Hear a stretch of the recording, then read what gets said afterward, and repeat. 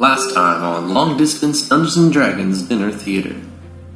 Cersei and Alec traveled to Catone but were turned away, so they decided to head toward White Castle instead.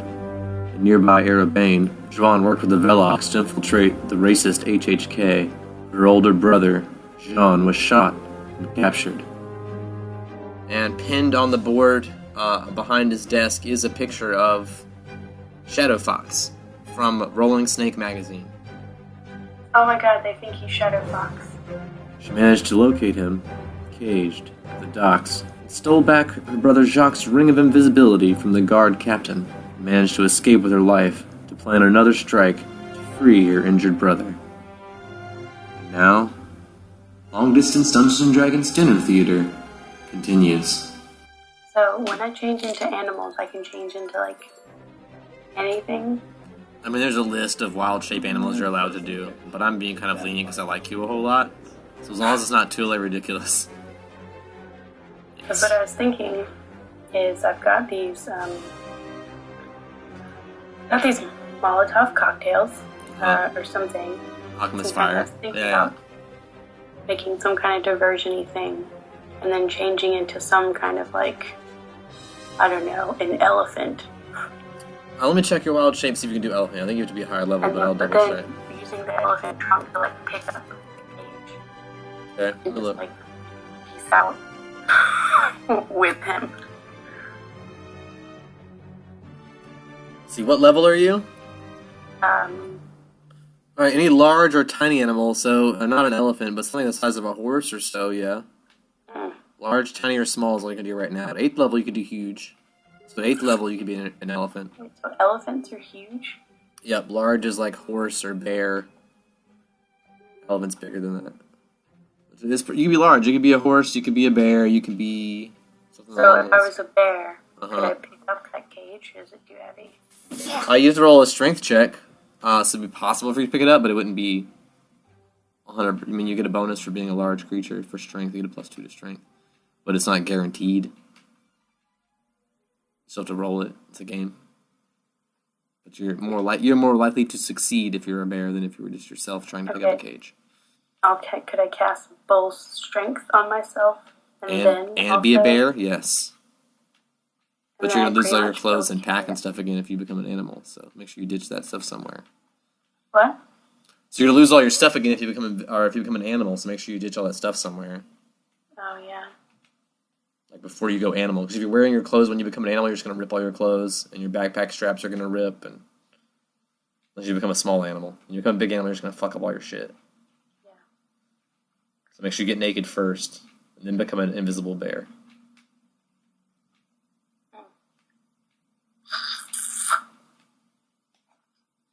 I don't know where I'd put all my stuff, because I think that once I run away from here, I can't come back. I mean, you're welcome to leave your stuff in the Velox. I mean, Jacques' room seems to be kind of safe. Only you and Jean seem to have access to it. No one else seems to come in here, just the two of you. Other than that, it seems safe from everyone else. It's in the Velox, and no one else fucks with Jean because he's the leader. This room's kind of off limits. You guys only get in here because you're related, so... Okay. Does it have contagion? So I could also be a fly. Uh-huh. And bubonic plague somebody. Uh-huh. These guards. People on the ship? People, this is like the ship's crew? Yeah, whoever's on this private boat that's been You can do that. You can spread a disease in the boat. But it takes a couple days to set in, so odds are they wouldn't realize they were sick until they were out at sea. But then they might die at sea, and then Jacques would be in a cage on a boat without a captain at sea. You could find the boat and take it over or something, but... That's how good the contagion is. If you have a contagion that can kill people or just make them weaker. I would say most contagions don't kill instantly. They just slowly kill you. Wait. Okay. This says the onset period does not apply. So it's instant. Well, there you go. Well, you can instantly make someone sick. But a lot of those diseases aren't instant death. A lot of them are slow drain. So it's 1d2 constitution drain every day or every, So slowly over a period of time they would die, but it wouldn't be instant. But they might die in a couple days. And that's if you choose the right disease. Some diseases just make you lose wisdom. Some diseases just make you fall asleep. The do you know your bubonic diseases? plague, kills you. though. So you're choosing the bubonic plague as your contagion. I'll allow it. It No, does. I mean, Do you choose to spread the bubonic plague? no. I'll allow it. You're a fly. You can cast it. No. It doesn't do anything to help the situation. And to be honest, I'm a DM. So if you started the bubonic plague, I would just let this. I would spread that all around the world because of you. You'd be like the. Oh, what's the thing called? The Typhoid Mary. You'd be the Typhoid Mary of the bubonic plague. Bubonic plague Mary. Not doing it. All right. I don't know how I want to get him out of this cave. Can the bear wear the ring? Yeah, bears got claws. We could assume that if you had the ring on your finger and you became a bear, it would be tight. You might have to cut off one of your fingers afterwards if you lose circulation, but you'd be able to wear it the whole time and be invisible. You just might lose a finger in the process. I'll put it on my pinky then. Alright. In case I have to cut off my finger. Alright, I'll allow it. Okay. Because what I want to do is be an invisible bear. Okay. Go onto the ship and then use my full strength bear-ness What I to want to bend do the bars. is be an invisible bear. That's a great sentence. Alright. You want to try and bend the bars with your bear strength, plus because you're also using a magic spell to enhance your strength, right? Yeah. So you're going to try and use your ultra strength to bend the bars. And just basically, like, grab him and run away with him. Alright. You want to try it? And then I've got invisibility potion. I got one left that I can, like, run for a minute and then, like, Pour it down his mouth. rub the potion all over him. Well, the potion you can drink. Only the lotion do you have to rub on. The potion you can drink and it's instant. Oh, so I could, like, pour it down his throat. And So I then, could bend the bars, pour the potion down his throat, and snatch him and run. yeah. That would work. I don't know. You have to roll. There's a bunch of rolls between here and now. That's the thing about. You can discuss your plans all you want. Are you ready to initiate this plan and follow the path to where it goes or I'm not? gonna try this. All right, let's try it instead of just talking about it. All right, you got a plan. You go invisible bear. You remove all your clothes. You leave your clothes in the room with Jacques. Yep. Put the ring on your bear finger. Take 1d4 damage for wearing the ring. I'm gonna tell Kit what I'm doing because I think Kit's just at the house, right, with everyone. He's hanging with the Velox. Yeah, he's probably in the same vicinity as Jacques. He hangs out near that area a lot. He looks up to you and Jacques, so I'm assuming he like hovers around the two of you. Well, I want to let him know what's happening, but I don't want him to follow. I just want him to be prepared. So stay here with Jacques. Well, he needs to find a doctor because we're coming back here, and so I need him to be like ready to save Jean's life, basically, whenever we get back. All right. I mean, they don't have a whole lot of learned Kitsune men in their community. Like, look at Jacques. He's been passed out for a month and a half, 2-3 months. So obviously their medicine's not great. They can't even keep a guy awake after he gets shot with a shotgun. I think that's just they'll because try. Jacques is wuss. They'll try their best, but I mean, they can't. I mean, they're not very well educated. They lack education because they're not allowed in the schools here. They're forbidden. Kitsune aren't allowed in schools. Like, they have to go disguised as humans, and most Kitsune don't learn how to do that until they're teenagers. And okay, blah blah. by then it's too late. Okay. Let's do this. What do I roll? What am I doing? All right. So first, I need you to roll a stealth check to sneak onto the boat. 18. All right. So you're able to sneak onto the boat fairly well. You don't think anyone notices you. No. So you're on the boat. Jean is in his cage. You want to roll a strength check to bend the bars. Is anyone looking at me? I mean, you can roll a perception check to check. Roll a perception check. Ooh, 20. There are at least still 7 guys on the top deck of this boat. I mean, a lot of them appear to be busy, like, you know, doing their jobs as crew of the ship. They seem to be keeping pretty busy. Right, so they're not paying, like, a lot of attention to you, but they are up there with you.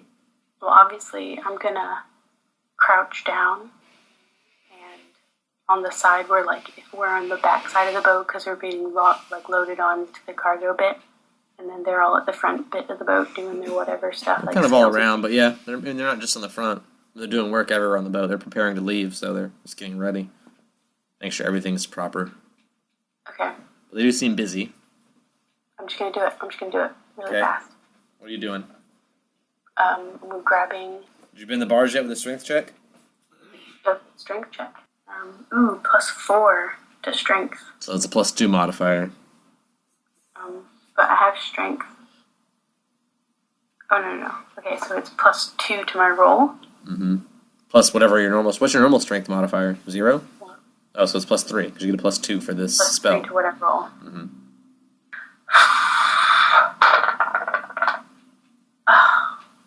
8. Yeah, the bars seem to be made of steel or something. You have trouble bending them even as a bear. They don't seem to be budging, no matter how hard you pull.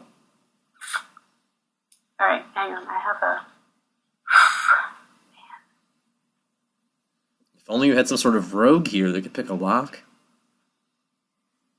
Yeah, I can make locks, but I can't pick them.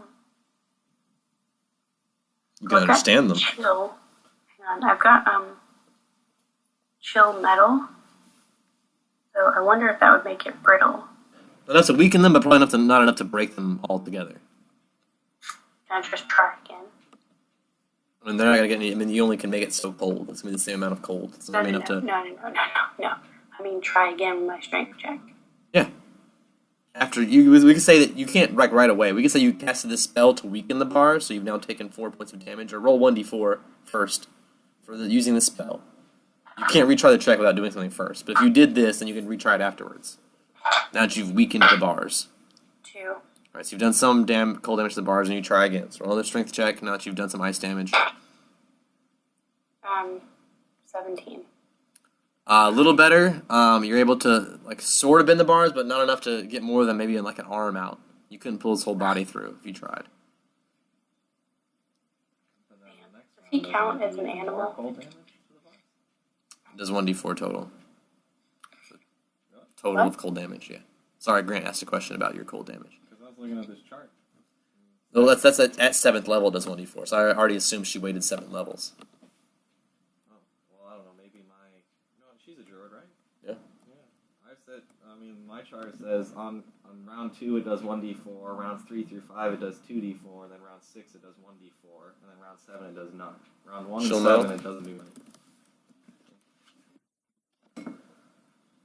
I was looking at round 6, you're right. Yeah, so round 2 it does 1d4, then it does 2d4 for 3, 4, and 5, and then 6 it does 1d4 again. So that's 2, 4, 6, 7, 8. So roll 8d4 damage for the metal, actually, if you just stand there and wait for 7 rounds, which is fine for you because you have time to waste. I might have found something else. Hang on.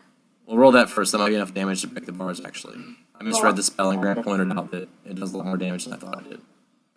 Okay. Fun. How many more? What did I say, 7d4, so 6 more? It's 8 total. So 7 more, I'm sorry. 7 more d4. Thank you, Grant. You're welcome. Luckily for you, Grant also uses your spells. Yeah, Druids for life! What? Okay, 4. Add this for me. 4. Okay, 4. 1. 1. 1. 1. 1. 1. Yikes. 3. 3. 2. 2. That's it, right? That's 7. That's 6. I got 1 more, and then plus whatever the original one was. 4. And what was the original one? 2. 2. So it's 18 points of damage to the steel bars. So they are sufficiently weaker now. So now roll a strength check, and you might be able to break it now. So they're very, very the weak. 17 that I rolled, would that have broken? That's enough to tear 1 bar off, yes. So you're able to pull 1 bar off, and you think you could probably slide his body out. Okay, I'm going to do it. Alright, roll me a stealth check to do it undetected. I just want to... I want to slide his body to the edge. Do I think I can get it out? You think you could probably fit it out now that you pulled out one of the bars. Okay, I want to give him the invisibility potion before I take him out. So you open his mouth and you pour the invisibility potion down his throat? Yep, and then I want to... He coughs a little bit, but then just instantly vanishes. His whole body starts to fade, and soon he becomes transparent and invisible. Also, don't need a stealth check. You still have to roll a stealth check because stealth is not just about being invisible; it's about not being heard or smelt or noticed. Stealth is not just about being seen. And even if you're invisible, you can still be seen making footsteps or running into things. Natural 20. All right, then you're fine. That's awesome. That's what I want. Roll it. This is a game. Don't get mad because I make you roll stuff. All right, thank you. Natural 20. You're able to stealthily sneak him off the boat. You guys are back in off the docks now. You're gonna try and run. I'm running. As a bear, you're gonna try and roll me a strength check to carry his body back to the Velox. I'm a bear. Just roll it. It's a game. For fuck's sake. If I say roll a dice, just roll a dice. 18. That's fine. You do it. Plus the number. Yeah, it's enough. I just want you to roll it so it's still a game. All right, you're able to carry his body back to the Velox. You make it safely back. You probably put him in the same room that Jean is in. They're both now laying next to each other with similar shotgun wounds in beds near each other. Kit asks if he can draw a penis on John's face, too. He says he'll put it on the other cheek. That way you can tell them apart. Okay. All right. So he draws a penis on John's face as well on the opposite cheek. Yes. Can I heal? Can I try to heal Kit him now that I'm back with him though? Yeah, I'll even let you take a 20. So at this point, we'll assume that you're able to wrap his wounds well. And we'll assume you have help from whatever help Kit was able to get. Sorry, I was coughing. So we'll assume that Kit was able to bring back some sort of help, and you were able to bandage his wounds as best you could. We'll take a 20 on that. And he'll be in the same condition as Jacques, just unconscious until his wounds heal up enough that he can wake up. Okay. So probably months, just like Jacques. I'm gonna make Jean remain asleep the same amount of time that Jacques does. And since Jacques probably got shot a couple weeks before, he'll probably wake up a couple weeks after. So until then, you're also Jean-less. And I apologize, but it's just the nature of shotgun wounds. All right. Let's better course got into play. I know. It's your brother. I can't do anything about that. You stole it. You stole his ring back, so now he doesn't have to even do that anymore. So he has no excuses. You saved his ass. So, okay, so the ring is in his possession. Well, it's in Liz's possession right now, Juwan's, but she could give it. She put it back in his pocket before, but right now she's wearing it. Currently, it's on Juwan. And when we leave, Juwan's still invisible, but she's dropped off her brother with her brother. Yeah. So when we last left Pleek, he blacked out and followed you guys into the cavern. Roll me a perception check, Pleek. He lost your path and was unable to follow you guys all the way to Jorge's lair because you guys did not use a lot of magical light or anything. Most of you guys have dark vision. So from the shadow plane, he was unable to follow your path and unable to track down the Jorge's lair, but he knows that it's somewhere in these caverns. So for over the next several months, he goes back to the town of Westport, contacts his uncle, and says, I know the dragon's somewhere in these caverns, and starts the search. Yeah. Do you do anything else during that period of time where they're hunting for the dragon? Well, I think I'm just with my drow, trying to scour the caverns for this. All right, so you're also helping scour the caverns for Jorge. So we'll say you spend all this time looking. You don't turn up a whole lot, but after a couple months, you do find some markings on the wall. Okay. That seem to be made by a human of some sort. Okay. Roll me a survival or a perception check to follow them.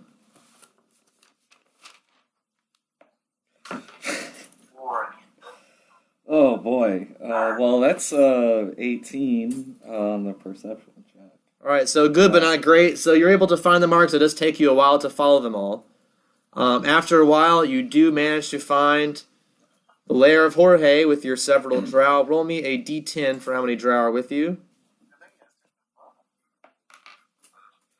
9? 9. All right, so you and 9 drow do find the lair of Jorge. This will be recently after the rest of the group left with the Codex. So the Codex is no longer there. The group of travelers is gone, but Jorge is there alone in the cavern. Okay. Where are we right now? Does Jorge have we made ourselves known to Jorge? You've not made yourself known to Jorge yet. You know where the cavern is, and you're just outside. You're ready to penetrate his lair. You will have a surprise attack on him. And it's he does not know you're coming. So I assume it's pitch black in there. It's dark. You're underground. You're in a cavern. So unless you have low light vision or dark vision, which most drow do, so they have no problem seeing really. Yeah, I mean, the drow are fine, and Harriet's fine. I have low light vision. So you're probably fine, just not at a great distance. You can see pretty much like right in front of your face, not much farther. Right. Okay. But you are riding Harriet, and you trust her to lead the way. And... Okay, well, I want to try and know some things about this dragon, so... Alright. I'm gonna, should I roll, a knowledge, I don't know, nature? I guess? Roll knowledge nature, they're animals, so that's fine. Animal. That's a 20, unnatural. pretty glad you have such good modifiers. Your rolls tonight are shit, dude. I've seen your all of my modifiers. rolls Your are modifiers sub-10. are saving your ass. I have Your not rolls hit have been shit. I have not hit above a 10. Yeah. Yeah, you would know that these dragons live underground a whole lot. But you know that they do big tunnels. They have a lot of like stone and rock magic, so you know they built a lot of the drought tunnels were said to be built by these type of dragons. So the caverns underground, all the drought houses underground, all these layers were said to be dug out by these dragons thousands of years ago before most of them went extinct. So other than being like a large tunneling dragon, What size is the dragon? it's not huge. It's not. It's not a huge. It's a large. I mean, it's huge. It's a huge size. It is animal? huge in the Okay. terms of Pathfinder, but it's not huge in the terms of dragons. It's not like the biggest dragon in the world. Right. Well, I would assume it's a dragon. A big dragon's a colossal dragon. Yeah. It's a dragon. This is It's a dragon that's a huge little bit larger than an elephant. Okay. You know, a little it's larger not, than an elephant. It's not. It's not. Yeah, like one or two people could ride it, but not a lot. Like it couldn't carry a lot of people. It couldn't destroy a whole town. But it's big, bigger than you are for sure. You're a gnome, so to you it's probably very large. But not the size of the red dragon that Cersei just killed. Just for comparison. Sure. A less intimidating dragon. And can I tell how big the lair is? This dragon lair on the other side of this? Roll me a perception check. Ooh, that one. Well, it's. I don't know if we want to re-roll that, but. Let's see. It's 25 feet wide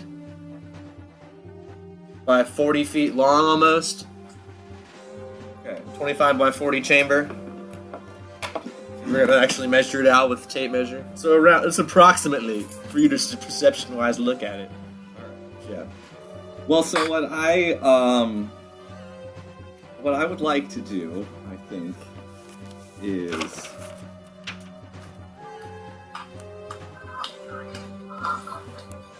do I know if he's got? I mean, I don't know if this dragon's got spell resistance. I'm gonna assume it does because it's a dragon, right? I mean, you would know some dragons are resistant to magic, but you would know sometimes that's also better than melee attacks versus, I mean, it depends on the dragon, you know. Right. Well, I just don't want to. Okay. Okay. So what I want to do is cast. You can roll me a knowledge arcana to know if he's resistant to magic. Okay. That's not so much about his natural ability as his magic ability, but if you have knowledge arcana or if it's intelligence. Okay. That's a 15. Alright, you know it's a dragon, and although you don't know whether or not it is definitely resistant to magic, you would know that it possibly is. Which is why you brought a bunch of drow with you that are heavily armed, because you know the magic may not work on it. So I would like to send my 9 drow army into his lair. I'm gonna hang back. You hang back. Roll me a percentage chance to see how that turns out. I have real percentage dice. Okay. 55. Didn't matter either way. Alright, so he kills half of your troops, which we said you had Just 9. the second they get in there, he's No, we'll just, say by the door. No, we'll just say that a battle happens. 4 of them end up maimed and killed. The other 5 are fine. They've managed to subdue it. Okay, well, right when so they've subdued. It's subdued. It's still trying to attack, but they've managed to, like, it's being held right now. Like they've got it. Okay, Like, so they've netted it. They've roped it down. Right. Okay. They've thrown a net over it. They've got it so it can't fly away. It's trying to breathe fire. It's burning a hole through part of the net. So they can't hold it for very long. But it's currently being held right now. Okay. Well, that I wasn't expecting all that to happen so quickly. I was gonna do something else, but now I have to think. Okay. They came to catch a dragon. They threw a net over it and did their best. All right. Well, I'm gonna try. Hopefully it's not spell resistant. I'm gonna cast Baleful Polymorph. All right. Uh, He gets a will save. It's a Fortitude. Fortitude save. All right. So first, he does have spell resistance. So I need you to roll a d20 plus your caster level, plus the level of the spell. It's a 4, so that's 20. Unnatural. All right, which is not enough to pass his spell resistance. So the Okay, spell does not just affect nothing him. happens. What does Baleful Polymorph do? It can change its form into like something A harmless. harmless animal. Turn him into a chicken. Turn into Yeah, a fish. turn him into yeah. a bunny. Yeah. Chicken. No, I can't turn him into a fish because that would kill him. But I could turn him into anything that wouldn't kill it. But yeah, I can just turn him into a harmless animal. Well, whatever. Wasted my 1 5th level spell of the day. Did not. You tried. But he seems to have resisted it somehow. But he's a dragon, so. Yeah. Okay. Would you like to instruct your 9 drow to continue attacking while they net it? Yeah. Alright, roll me your percentage chance. 89. Alright, the dragon manages to wipe out several more of them. There's only 2 left, but the dragon seems sufficiently weaker as well. He's pretty bloody, but there's only 2 guys now holding on the net. Okay. Well. Seems like he could probably fling it off pretty soon. Okay. Well, I'll try to cast Hold Person or Hold Animal on him. Alright, I got Hold Animal. Magical beast is the one that works, same thing. Reroll that, some of this edge of the paper there. Yeah. No. That doesn't work. He's still flailing about. So I'm sure he breaks through the net. He tosses your 2 other drow free. They're not that injured, but they are no longer holding the net. He's still under the net though, so he can't move very freely. He's tangled, so he can't fly away, can't flee. But he is spraying fire in every direction. Roll me a percentage chance to see if you or any of your guys get hit with a spray of fire. 85. All right, so you all get hit with fire. We'll say that it doesn't hit you. We'll say it's the other 2 guys. Do I need to be rolling low percentage? Is that what I want? Yeah, for this. For this, I want Because low percentage. you're rolling his percentage, not yours. You're rolling how likely it was for him to hit you. Yeah, not you. But the 2 guys you're with do take a little flame damage. You're still fine. You're at the same distance. But the 2 guys that are holding the net do take some fire damage. Alright, well, I'll have. I'm gonna try and I'll have Harriet try and muzzle him with her webbing. Shoot some Alright, web shoot some in his web. mouth and muzzle him. Roll me an attack. That's the wrong dice. Back out. 18! Hey! Plus- Wait, Harriet. Six.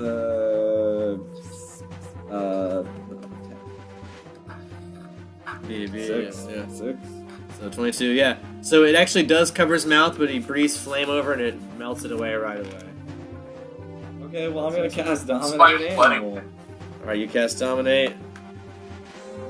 Roll that against the side of you. A flat surface dog. Oh, yeah. You need a different dice. Yes! I get 1 roll above a 10, please! So that also doesn't work. Alright, whatever. So your 2 guys are taking a little more fire damage, but you don't, because you're not close enough. Who's your god? Norgorber? Alright. Alright. Norberger.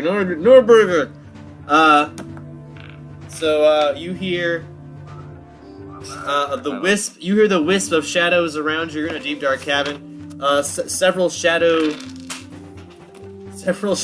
figures start to form out of the shadows, like shadowy looking ninjas start forming, and they start helping hold down the net. That's all. So the dragon still can't escape, but still breathing fire, still injuring your 2 drow. The net is being held down, so it can't flee, can't escape. Okay. Your god would probably recommend, if you can't beat him, join him. Sometimes you have better luck with dragons with diplomacy than you do with battle. Yeah, but I have terrible diplomacy. I don't have diplomacy. It's fucking charisma. That's 4. Well, then my advice is use what you got. What do you got? Alright, fine. This is what I'll do then, God. Almighty Norgorber. Fucking mouthful that is. Sorry. So you can call him Doug Burger if you want. Hamburger. Almighty Hamburglar. Cleverness from sandwich.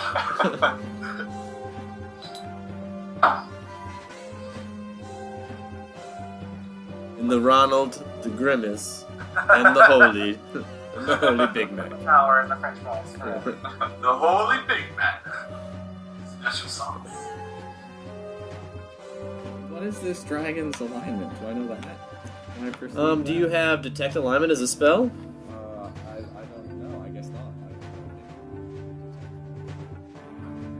don't have any. Nope, I don't have. Then you would have no way of knowing. But it's a dragon, and you can roll me a knowledge local or a knowledge... Yeah, knowledge local, because then you can maybe know what your uncle had told you. Things like that. 12.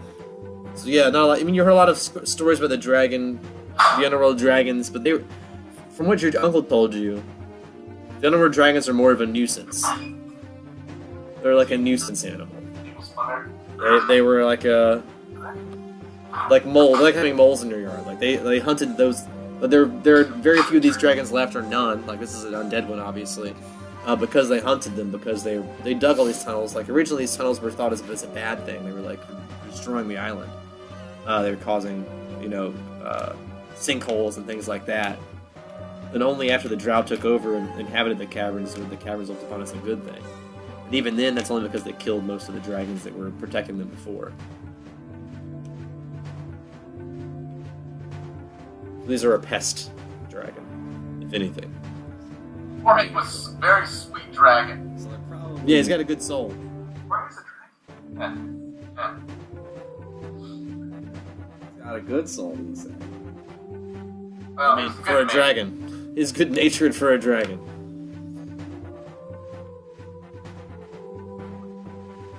Most underworld dragons aren't, but he is. Probably why the people of Southport kept him in a sacred grave. He was one of the good ones. So yeah, is that place desecrated now? Okay. There's no... It's still sacred. That's why that's Ramses' hideout now. So, okay, well, so could I guess I'm curious as to whether or not I could unhallow the ground of the lair. The layer's not. Oh, you're saying if he's good. If he's good and I cast unhallow, like that will affect him. Yeah, that would affect him, right? Because it protects against good. Like if I'm evil, I can't be on hallowed ground. He's good, he can't be on unhallowed ground, right? Is that how that works? Pretty much, yeah. So what would happen if he was good and I cast? He'd be forced to flee off. Couldn't be in that area. So he would just immediately have to flee. Yeah.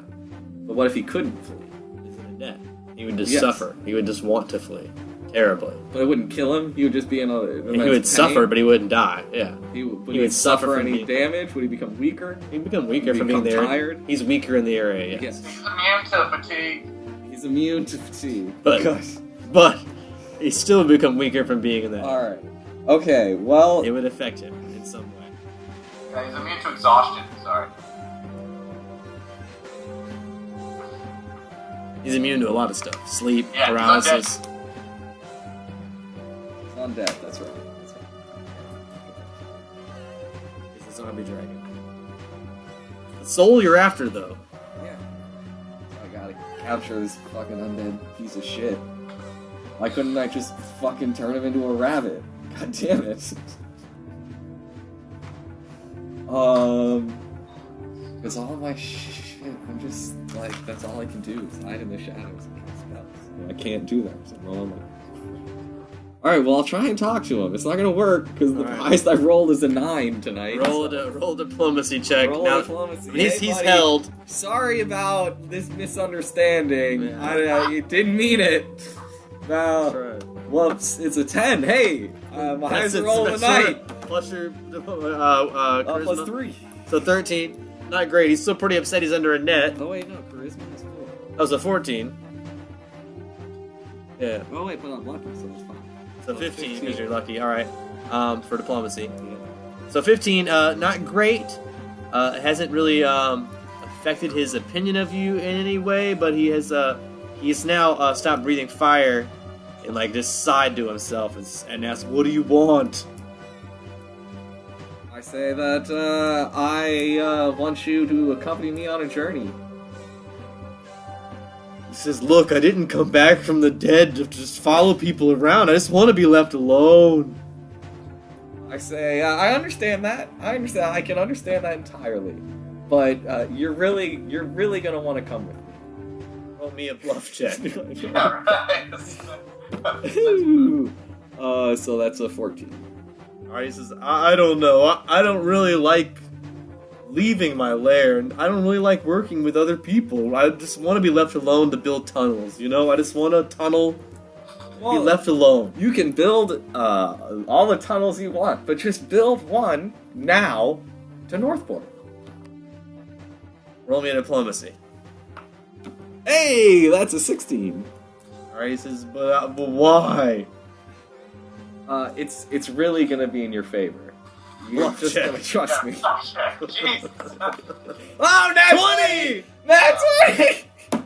He says, well, I guess it's gotta be better than this. He says, if you release this net and call off your goons, I'll go with you, but just like the last guys that came and took their book, after this, I don't want to be bothered. Okay, fair deal. Alright, guys, let him up. Alright, the shadow guys fade into wisp of smoke, the net becomes loose, and the dragon loosens itself, and he says, alright, I can carry all three of you. Where are we going? I say, towards the Temple of Chaya in Northport. Northport, huh? Yeah. Alright. He starts digging a tunnel north. You guys are holding on for dear life as he tunnels. Some of these tunnels are already made, so it's not so bad, but a lot of it creates a lot of rocks and debris. Roll me a percentage chance. You don't roll both dice, just roll the one. That's fine. Just for, 1 to 100. 50.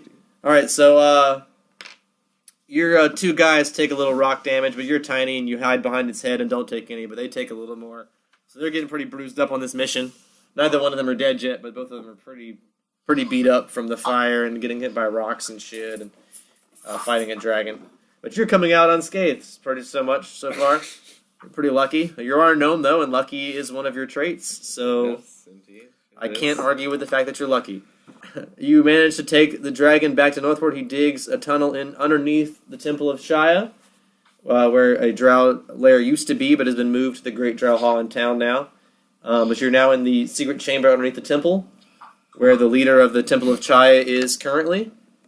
And you startle her as you appear in her secret chamber with this great dragon. Chamber of Secrets. Yep. Yeah, okay, well, now that we're in, I'm going to roll a perception check. All right. Just, that's, 21, I believe.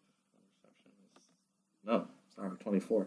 All right. With that, you see the temple priestess, the leader, Amber Lumped, who you're familiar with, being someone that grew up in this town and worshipped under Chaya because your uncle always instructed you to follow the leadings of Chaya.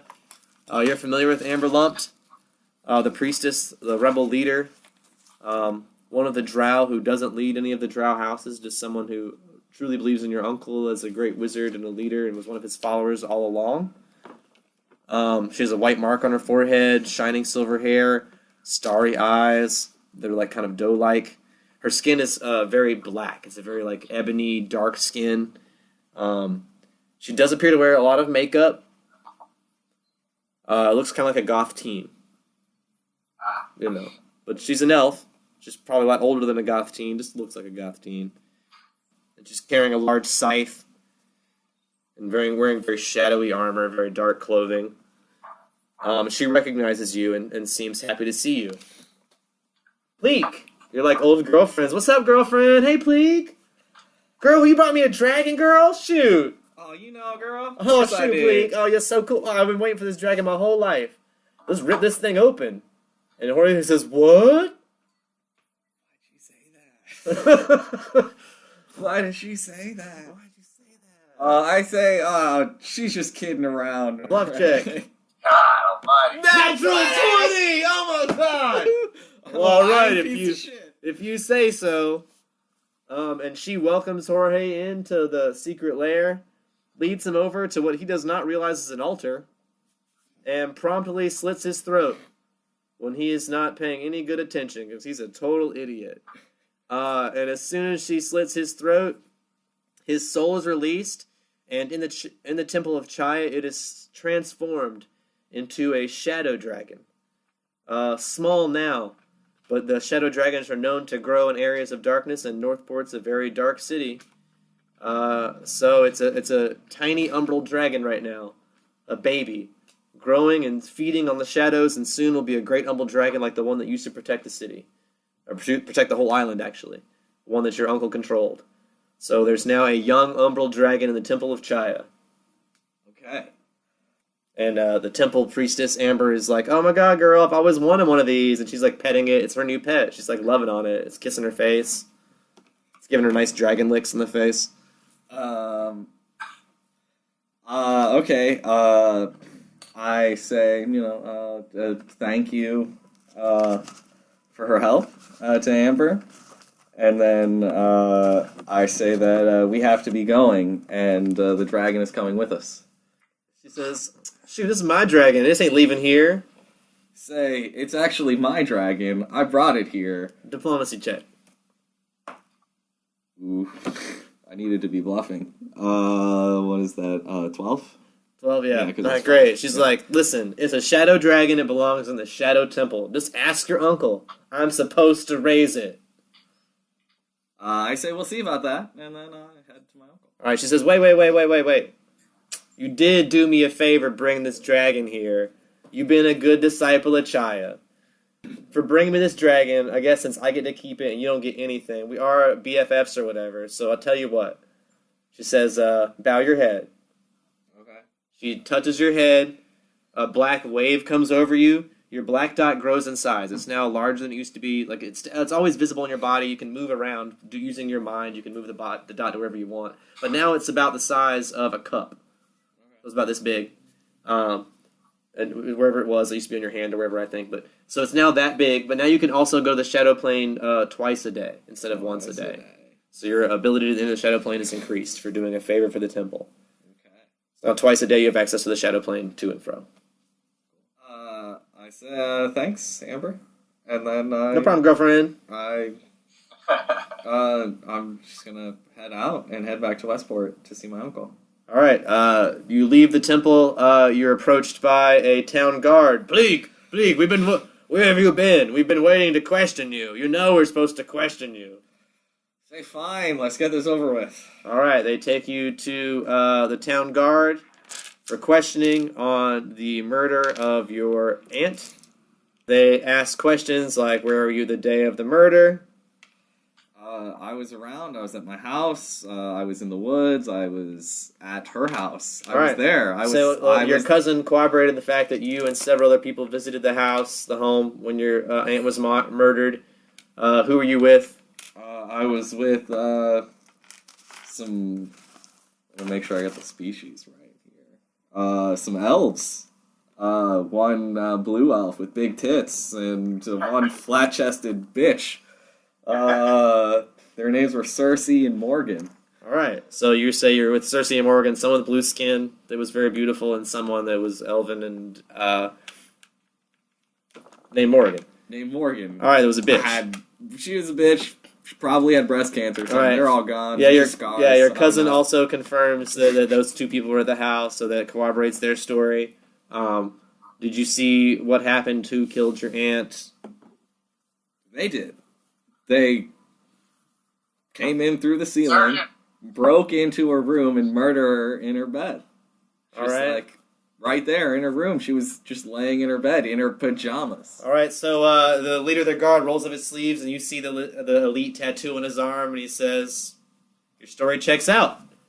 You know, you show him your burn mark, and he says, "All right, we'll keep an eye out for the two people that murdered your beloved aunt, that everyone loves so much because she was such a great person, because no one says anything mean about you after you die, and so everyone that used to hate your aunt is now saying lots of nice stuff about her, and blaming these two out-of-town strangers, these two wanderers, travelers, miscreants from out of town that must have killed her. So now they've got wanted posters for these two people that you will also describe to them to the best of your ability. Rolling percentage chance to see how well you describe them. So first roll one for, it was Cersei and Morgan. Yeah. Roll one for Cersei first, see how well you describe her besides the blue skin. 63. So it's an okay approximation. So she looks more elven than you probably, than she probably is, because you did describe her as an elf. So it's not a great, but she has blue skin and big titties, so and the name. And then for Morgan, you rolled a what? 2%. All right, Morgan. Even if here's the problem with that. You probably even describe Morgan perfectly, but the fact that Morgan has a new body now, they'll never recognize her, so it doesn't matter. So it doesn't matter how well you describe her, even though you probably did a horrible job. She's an elf, and you're a gnome. You're like, oh, elves kind of look the same to me. She's an elf, some elf, skinny elf bitch. I don't know. So, Exactly. but yeah, Exactly. so it wasn't a Believe I great said that. description, and even if it was, it wouldn't matter anymore because she has a different body. But they do put up these posters, and they have the names now to look out for the people that murdered your aunt, who was a very powerful woman in town, a factory owner, an industrialist. So yeah, and then you're allowed to go on your way. You're free to go. Okay, well, I run as fast as I can. All right, you and Harriet. 150. Yeah. You get out of Northport, head back to Westport. Yeah. All right, you head back to Westport. Let me roll Straight to percentage top. chance. See anything happens on your way there. Straight to my uncle. I want to prevent. All right, on the road, you encounter some blink dogs on the way to Westport. Common species in this area. Okay. There's about 11 of them, a whole pack of blink dogs. Oh, shit. Okay. Well, I can't really be bothered right now. So I'm gonna cast whatever that stupid fog spell is. I can't think of what it's called. Fog cloud, and then I'm just gonna keep sprinting in my fog cloud. So All right, so give them a perception. So they might not see you. Oh. I rolled a 3. So yeah, your fog cloud helps. They don't notice you. You're able to pass through this pack of blink dogs unnoticed. yeah, Lucky gnome once again arrives at Westport. I go see my All right, so you uncle, reach let the him keep know. in Westport, the Great Keep. You go find your uncle, who's up in his lab cleaning up. There's a big mess. Apparently, some elf barbarian smashed a bunch of things up. So he's cleaning up after that. What do you report? I report that the mission was a success, and the Shadow Dragon has been reborn. He says, good. He says, you left it at the temple, I hope? Yes. He says, it'll grow stronger there, and soon it'll be a great dragon once again. Once it's full grown, then we'll release it upon the world. Okay. What will you have me do next, Uncle? He says, I need you to find that group of adventurers. He says, they're very important to us. We need to find more crystals. He says, I've already ground up half of this crystal. I'm running out of material to make these unique magic items, and I need you to follow them to be led to more crystals. I know that they're on the path. Okay. I will right away, Uncle. He says, 2 of them just left. They headed back to Nevercrooks. Very well. I will follow. All right, you reach the teleportation panel, and one of the technicians says some words in Elven, and then says the word Nevercrooks in Elven, and you vanish with Harriet. And now we'll join the new slumlords on the town of Rotville on the island of Reyes. So we've got the 2 power couples, we've got the Spachimans, and we decided the Pokemon Cyphers. Yeah. the Ciphers. Yeah. Nala and Froderick Cipher, and Fancy and Harlock Spachiman, who are now like dual. Cyphers. There's like you guys are having like a dual kingship, a dual monarchy of this island now. It's like a you guys are the 4 heads of state. You run everything here. You guys have been cleaning out your mine, making money. You rebuilt the town. The Dwarven mine's pretty much empty at this point. It's kind of just a hollow shell. But there are lots of structures in there still, so you could probably rent it out as apartments or use it as storage or whatever you guys want to use it for. It's still there as available space.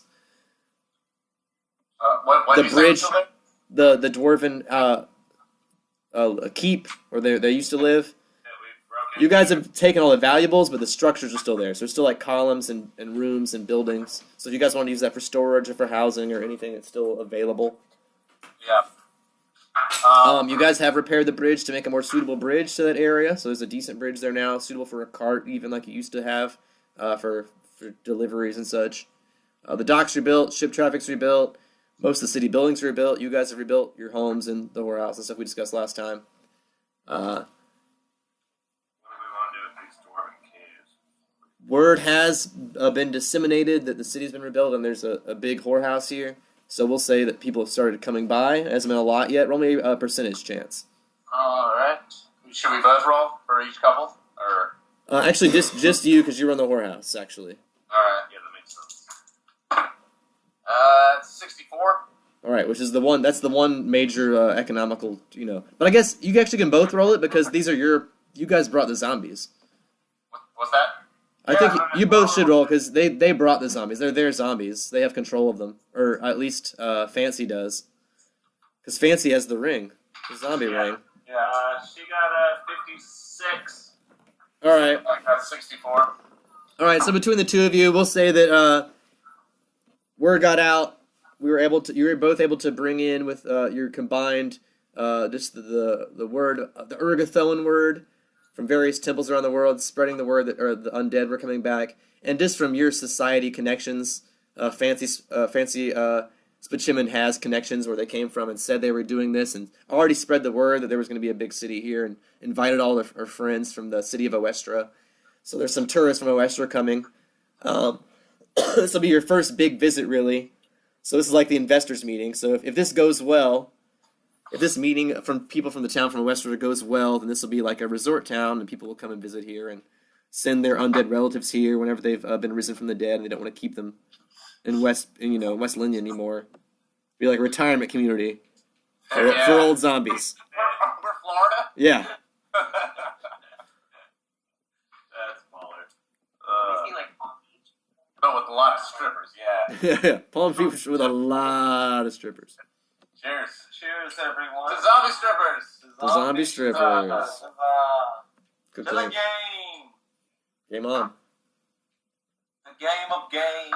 Okay, well, I'm going to suggest in the next meeting at the Temple of Urgathoa between the two power couples that we put the 30 guy zombies as like guard or police to like the towns as we're starting to get some people coming in. All right. Let's roll a charisma check to train them to be guards, because their zombies are going to be pretty awful guards, but at least it's dealing with people. Like you're having tourists come to town. They're not very charismatic. They might be good at stopping crime if something happened. We're not but going to be able to like teach them how to make dresses and shit. We just need people come in and start doing that. Good thing they're good sluts. They can hit stuff. So guards and prostitutes are good jobs for these guys, but Alright, I'm gonna roll charisma there, I guess. yeah, at least train them how to be polite and say hello to people and. Shit, nope. That's only a 9. I'll try to intimidate them. How about that? I'm a stronger zombie than they are. All right, Furtick, you intimidate them and say what? I'm going to say, all right, boys, step up. We need to protect our lady zombies. And I'm going to roll intimidate to put my will upon them. That's going to be a 25. All right, they all grunt in agreement. They will agree to help protect the lady. So they're keeping an eye on the women now. If anything happens to one of the lady zombies, they will attack. Excellent. All right. Guaranteed. All right.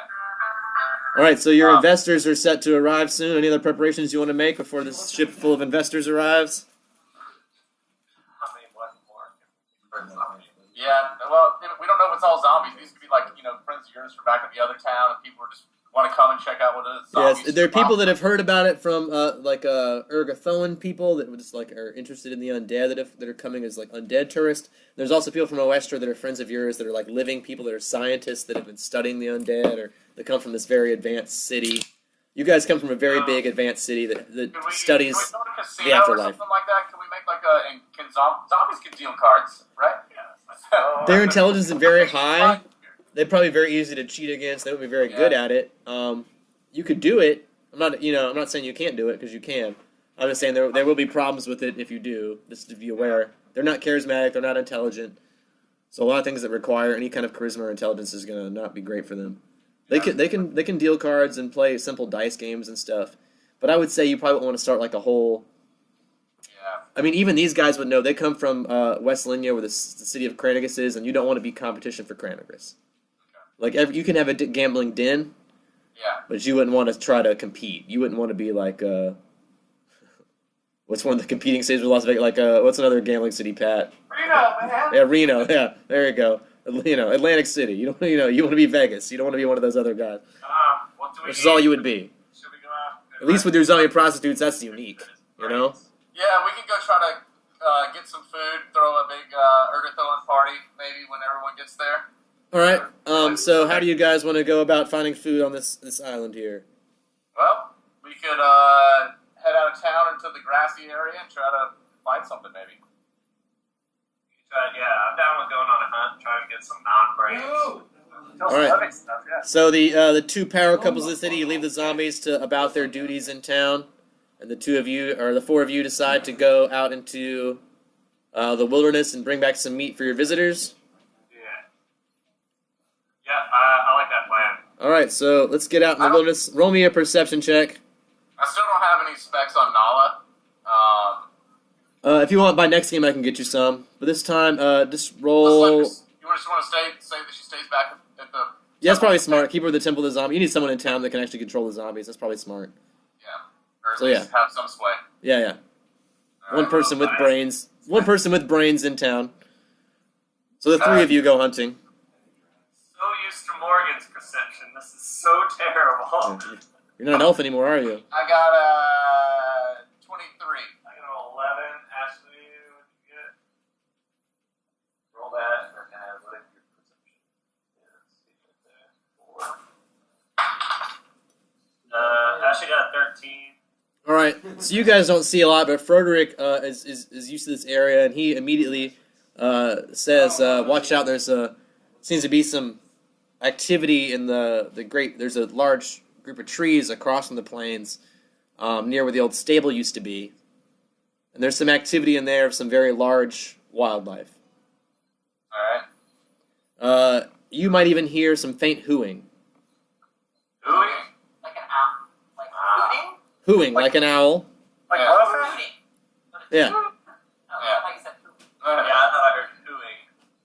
Yeah, whatever. Well, yeah. Yeah. Okay. All right, we got it. Do we want to fight some giant owls? That would be. We could have a great barbecue with some giant owls. I need some more feathers for my coat. Barbecue owl. Yeah. All right. Well, I guess let's approach. And should I roll another? Like as we get. As you get closer, roll another perception check, and I'll have them roll one as well and see who sees who first. I got a natural 20 plus 8. 16 and I'm sneaky as fuck. I'm a zombie and I know my way around here. Fancy got a natural 20 as well. Alright, so you guys are able to sneak up on this pack of owlbears, which are the same animal that makes up Fancy's coat. Her coat is made of alvel feathers. There's a pair of them. There are two owlbears. They seem to be mating near some trees. Mating? Yep, they're mating. That's why they were hooting so loud. They're about 8 feet tall, about 1,500 pounds each, and they're going at it. You guys have snuck up upon them. They don't see you. The hooing is getting faster and faster. Yeah. Roderick's around the level of I don't know, 6 or 7. Alright. Well, he's a CR5. Yeah, kind of level 5-ish. And a guard. Alright, well, let's sneak up as close as we can without them hearing us. And I want to wait until the climax, and then we just charge in. Alright, roll me a stealth check, all three of you, to sneak up and wait until climax. Okay, that's dexterity. Ashley's probably balling. Oh, I rolled a 19. Good. I got Vortex hunted owlbear before. an 8. What do you got? Got plus 8 and fucking rogues. 10 plus 18. Alright, so, Cersei and Fancy are like, not Cersei, I'm sorry, Froderick and Fancy. Froderick and Fancy managed to, like, dart behind trees and not draw any attention to themselves. But Harlock steps on a twig, and almost mid-climax, the owlbear that's on top looks over and spots Harlock. Alright. Well, then I think we're gonna try to run up and slash these guys. Surprise attack. Alright, surprise attack. You get a +2 on this first attack while they're unsuspecting. Everyone except Harlock, at least. Harlock doesn't get it because they're aware of Harlock. Alright, +2 to the BAV. Yep. On our attack roll. Yep. Alright. Does that mean would Fancy get sneak attack damage as well? Yep, she's a rogue, so she gets sneak attack damage as well, so tons of bonus damage for your rogue. Alright. Alright, so I'm gonna have... Let me look that up. Alright, well, I got a 27 on my first attack, and a natural 20 on my second attack. Both hits, of course. Yep. Alright, I can go ahead and roll damage on that first guy if you want, real quick. Yeah, sure. Let's see, so that's gonna be 8 plus 2, 1, 3, D plus 3, and then double D plus 3. Alright. That's gonna be 6, 7, 13, 16, 19 damage to the bear on top. It's really just going at it. Alright.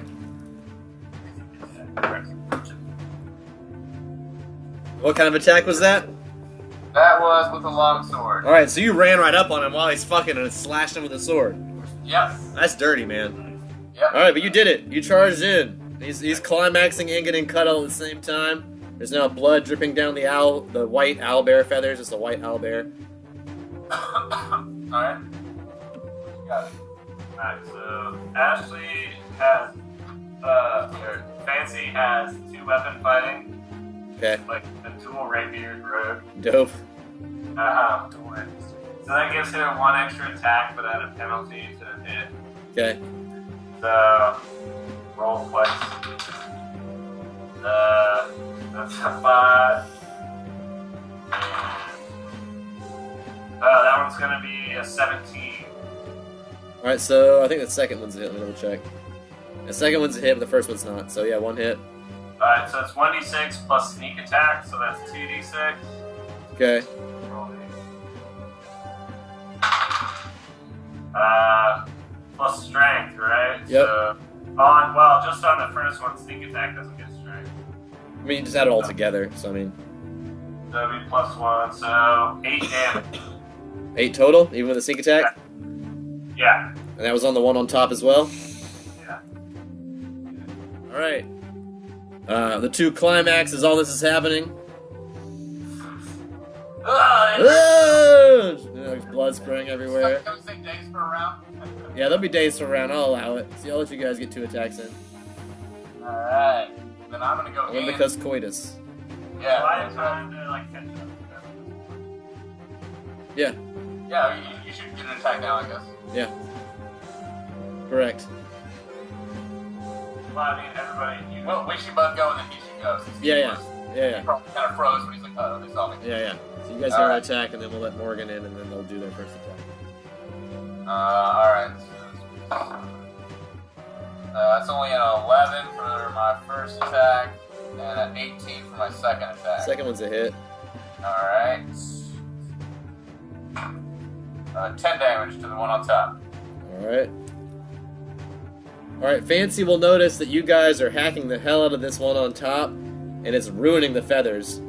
And she wants another nice coat like the one she has now, because owlbear feathers are like magnificent. It's both fur and feathers at the same time, and they're worth like 3,000 gold each.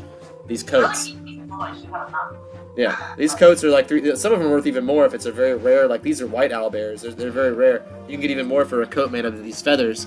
She doesn't want blood all over these feathers, so she's like, watch it, guys. Can we just can you bludgeon it to death or something? So Yes, I don't really have that stuff. It's not flat out here, so coming out like spatula. Alright, I'll just start slapping him with my sword. It's gonna hurt. I've got a voice. yeah. Use the hilt. No. We got 2 fucking outlaws here. She's Yeah, we're gonna- don't hurt them. One of them is going to die. She wants the feathers. Look, Yeah, alright, well, the first one's already. she's got priorities. Alright, so you Beat the other one in death. Yeah, alright, so Ashley, you get your second turn. Alright, so roll twice. 11 plus. That's with the negatives and positives. Okay. 9. No, so 11 and Double 9. miss. Yeah, she miss, but she's probably even trying to miss, but she doesn't want to fuck with this fur. She's just trying to keep it. She doesn't want to get clawed, though, So it's back to the guys now, or was it 2 turns? Harlock gets a turn. Alright, yeah, I'm just gonna round up. I don't really have any good spells. Yeah, I'm just gonna bludgeon it with my Morning Star. It's a good husband. Grabbing a t-shirt. I hit it with a rolled up newspaper. Don't worry, honey, I've got this. That's a 9. It's a miss. God, my level 1 sucks so hard. Chose to go back to me. I You know. did. You did. He's hitting everything with touch AC. It sucks. Alright, so now we're back to the owlbears. Yeah, sounds like the owlbears. Alright, so the one on top unmounts and shoves his mate off and swings one of its claws. That is going to be a 20 versus, who was the first attacker? It was me. Alright, 20 versus Frederick AC. That's a hit. Alright, so you get clawed at. This is going to do 7 damage. Alright. And what's your CMD? Okay, my CMD is 17. Alright, well I rolled a 17 plus 14, so he grapples you. So it claws at you and then grabs you, so you're being grabbed at this point by the owlbear. Second owlbear doesn't have time to attack, she's underneath, but she is now standing up. That was her move, no action, no attack action. But she's ready to attack next turn now, although a bit startled. Then it's back to you guys. Alright, well, I guess I'll roll to attack the bloody one. That's gonna be a 20, not natural. And a 19. Alright, those are both hits though. Alright, so that's 10, 19 damage. Alright, so the one on top is dead, unconscious, pretty bloody. You're pretty sure it's not gonna be a problem anymore. It'll probably bleed out by the time you get out of here. It's fucked. But the one underneath, witnessing the death of her obvious lover, is enraged. And I'm gonna give her a double attack right now. So she swings at you guys. It's gonna be a 22 versus Frederick. I'm gonna cast Sudden Block. It's one of my Guardians called Mythic abilities. Alright. Swift action, immediate. Attacker rolls twice and takes the lower roll. After the attack, me or an ally may attack. Damage bypasses all damage reduction. Alright, I rolled a 15 second time, so that's just a 20. That's still a hit. Alright, I still get an immediate attack afterwards. alright. I got So this. that does 9 damage and you're still grabbed, but she bites you. Well, while that's it's the grabbing you. one that grabbed me is dead. Oh, well, then this one, I get to roll another CMB then. Then this one Yeah. just claws you, does not bite you, and goes to grab you. I rolled a 28 versus your CMD. Grab. So yeah, so it also grabs you. Alright, I still can attack it though. Yeah, but you take a -2 because you're grappled. Alright. Yeah, I'm taking some damage here, guys. I need to start doing this. I got some cure. Alright, well, I get my immediate attack afterwards. I'm gonna smack it with the broadside of my sword. Alright. Twice. It's a long sword. It's a long sword. Yeah, it'll still. Alright, so take a -4 because you're not using the actual end of the weapon, and a because -2 because of the being grappled, and a -2 for not using the actual Alright. weapon. How about we fuck these fucking feathers? Yeah, I don't care about these feathers. I'm just gonna fucking stab it. You don't have to. I would say Harlock might have to, but you don't. Froderick just cares about I mean, Froderick just wants the meat. Yeah, that's all I'm really. Yeah. Sorry, Fancy. I'm gonna attack it. This thing is fighting me, not you. Alright, so that's. You do already have one. That's like a 12. Should be a miss. Not a white one, though. I got a 16 for my second attack. Alright, the second one's a hit. Alright, then I'll take 6 damage to bottom bear. Alright. It could be the lady, could be 2 dudes. It could be 2 dudes, we don't know. Look, you guys have not checked their genitals yet. You need to roll a perception check for that. Try. So they're all gender constructs, I don't know. Yeah. There was definitely a top and a bottom in this instance, but I like you're right. So that I was can't my establish gender. That was my immediate attack. Do I go. Well, they're still. She's enraged. She gets 2 attacked, but you get another one after she attacks you again. That's a natural 20 though. So after this, you get another immediate attack. That's going to be 2d6 plus 4, so it's 10 plus 10, so 20. She is biting you now. She's bit your face. She's bit a huge chunk out of your cheek. But you're a zombie. You're just missing part of your face now.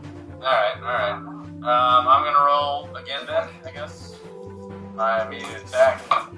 That's gonna be a hit. 16 plus 7. That's a hit.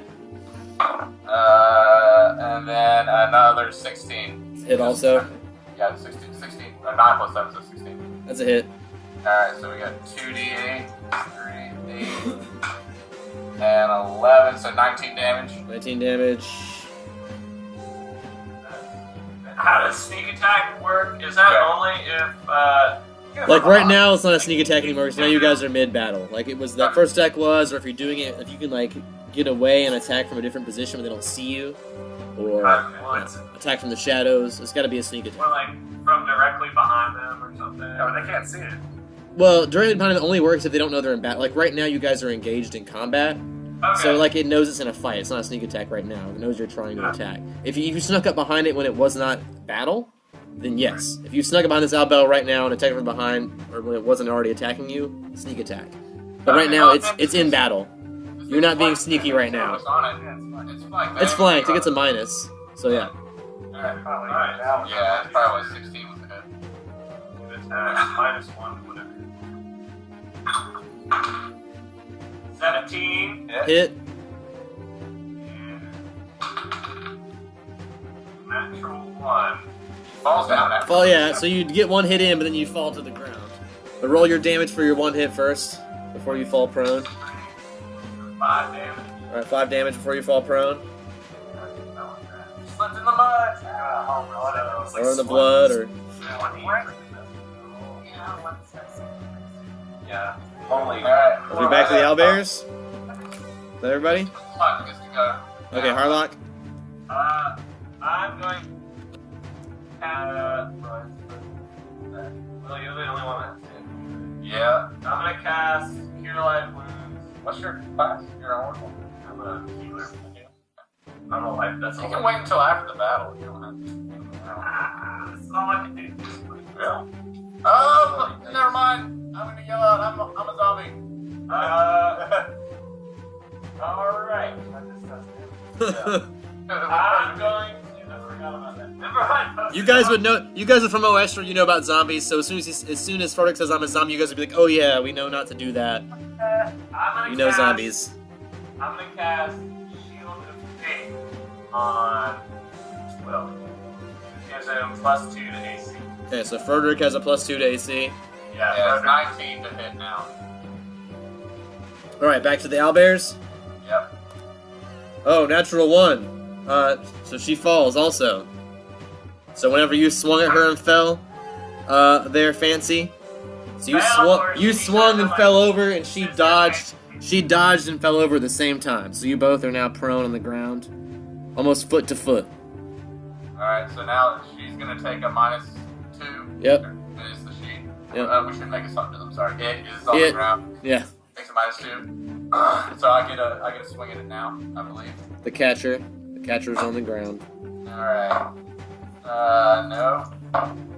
And yes. So it's gonna be another D8. 3. 4 damage. 4 damage. All right. Fancy, Harlock.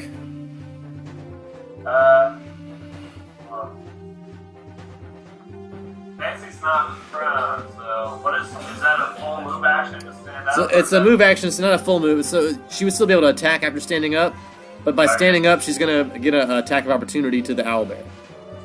The owlbear's down too. Yeah, the owlbear's down as well. Oh yeah, then you're fine. Since you're both prone, so you can actually stand up now and be fine. Stand up and attack. That's all. Right now, you're fine.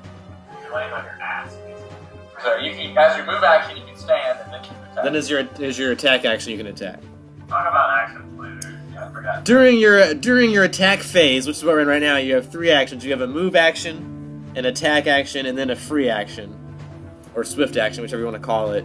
Your move is like a movement or acrobatics. Attack is like when you attack something, and then a free action is something you do that's not either one of those things necessarily, like talking to someone, or something you can do really swiftly that's not like grab an item that's nearby or.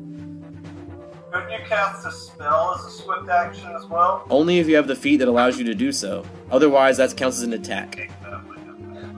Yeah, it moves up a level, I think. It costs an extra cast. So, Yeah. so Fancy can stand up and then still attack this thing twice. Excuse me. 9. And... She misses double. Alright, so she stands up and swings at it, but doesn't hit it. But it does remain prone because it's being swung at.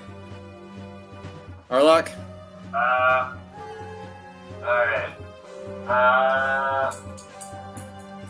Ooh. Nailed it! I am going to use lifelink on Froderick. So every 5 points, it goes in 5-point increments. Every 5 points of damage he takes, I can take it. Okay. And I can cancel it as a, what is it, instantaneous action? Where it's like out of turn, basically. Yeah. Alright. So you got any damage that Froderick takes, you're going to take 5 of it for him. Yeah, well, in increments of 5. Okay. Yeah, if I get hit for 17, he can Take 15 of it. Yeah. Okay. Do you have to cast it extra times for that, or is it? Do you have to cast it extra times for that, or is that just automatic? It's standard action. It's automatic. Dope. Is that an Oracle thing? That's pretty cool.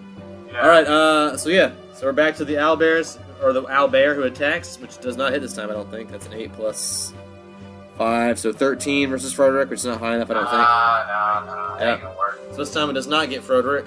Alright, Trojan comes back in with his attacks.